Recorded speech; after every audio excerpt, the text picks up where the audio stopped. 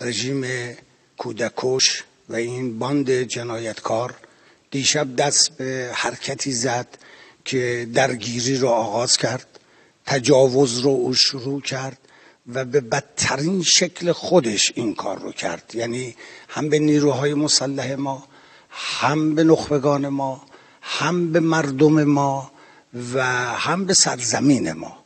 بدون شک این آغازش با این جنایتکاراست، ولی بداند که پایان این دست ماست.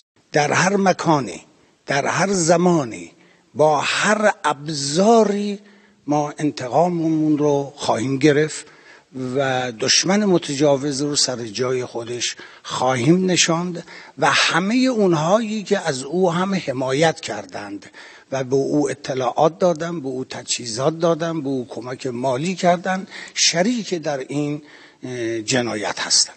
ملت بزرگوار ما مطمئن باشد که ما دانشمندای بزرگی رو از دست دادیم، ولی مطمئن باشید 2 مرتبه این مردم ما اینها رو، دانشگاه‌های ما، بزرگان ما، اساتید ما اینها رو باز تربیت خواهند کرد.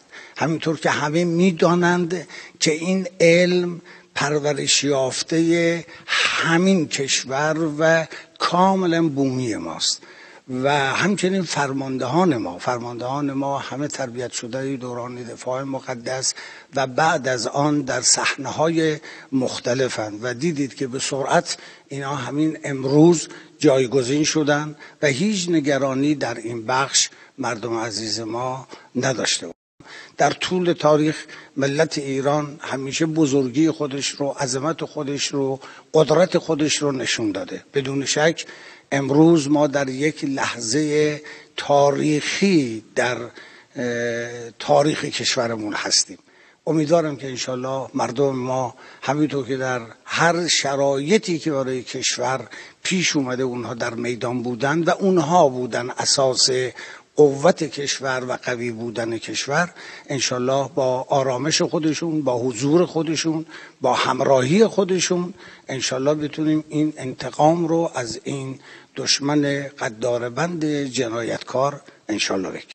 همیشه هر جنایتی، هر بمبگذاری دیگه منافقین چه میکردن؟ امروز هم اونا دارن تلاش میکنن که در حقیقت بخوان جداسازی کنن بین مردم، اختلاف بین مردم. از قضا ملت ما نشون داده هر موقع مورد تهاجم یک دشمن خارجی قرار بگیرن، یک پارچه در مقابل او ایستادن، مالشون، جانشون، اراده هاشون محکم در این راه بوده. مطمئنیم که این گونه خواهد بود و هست.